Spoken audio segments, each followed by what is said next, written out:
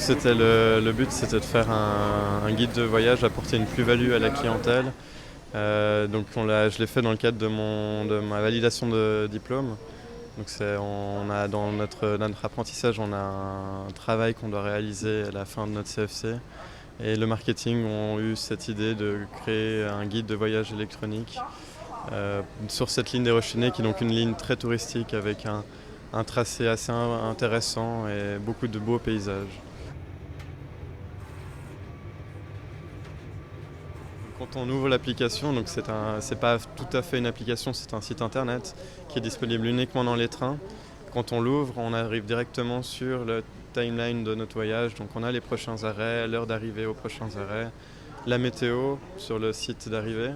Et ensuite, à partir de là, on a beaucoup d'informations. On retrouve les randonnées, on retrouve des panoramas et le point important, on a aussi une carte interactive.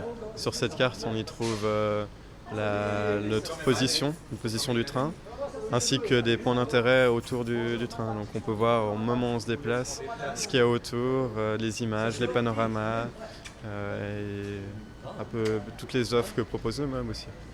Donc là, contrairement à un site internet ou une application pour la compagnie, on est vraiment centré sur le voyage de l'utilisateur.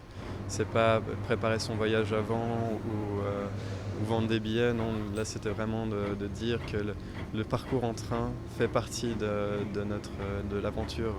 Donc c'est pas les Rochers-Nez qui sont le lieu de destination, le train fait partie de la destination. Ça apporte un charme du fait que le train est ancien. On a les points d'intérêt qu'on peut voir tout au long du tracé du train. Donc c'est ça la principale nouveauté, c'est qu'on se centralise uniquement sur le train en question et non pas sur les offres et le reste.